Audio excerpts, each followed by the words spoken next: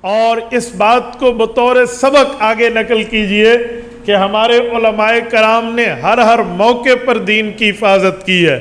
وہ جو موقع آیا اس وقت علماء دیوبند کو جو عالم ریپریزنٹ کر رہا تھا، جو عالم ان کی نمائندگی کے طور پہ موجود تھا، یقین مانے اس نے اپنی صلاحیت کو بروئے کار لاتے ہوئے کسی طرح بھی سستی اور کاہلی کا مظاہرہ نہیں کیا۔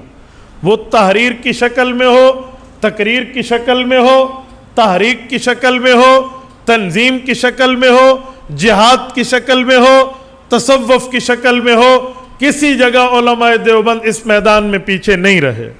اور میرے دوستو، یہ دین اسلام پر اعتراض پہلے دن سے شروع ہے اور تا قیامت رہے گا۔ اس کے لیے رجال کار چاہیے، اس کے لیے مردان حق چاہیے، جنہوں نے اپنی تمام تر صلاحیتوں کو دین کی حفاظت کے لیے وقف کرنا ہے۔ علامہ اقبال رحمہ اللہ اسی کا نقشہ تو کھینچتے ہیں کہ ستیزہ کار رہا ہے ازل سے تا امروز، چراغ مصطفی سے شرار ابو لہب سگا چچا ہونے کے باوجود پتھر اٹھا کر اس بھتیجے پر دے مارتا ہے جس کی پیدائش پہ باندھی آزاد کر کے تحفہ دے رہا ہے۔ لیکن دین اسلام کی بات آئی تو سگے چچا کا ہاتھ زمین پر گیا ہے اور پتھر اٹھا کے دے مارا ہے۔ ثوابی کے غیوروں مجھے بتاؤ، جب سگا چچا پتھر اٹھا کر بھتیجے کو مارے، غیر کتنی جرت کر کے آگے آئے گا؟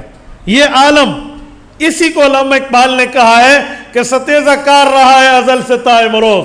اس وقت سے آج تک یہ لڑائی چل رہی ہے، ایک طرف مصطفی چراغ ہے، ایک طرف ابو لہب کے شرارے ہیں۔ ابو لہب کے ماننے والے بھی دنیا میں رہیں گے، رسالت مآب کے فرما برداران بھی اس دنیا میں رہیں گے۔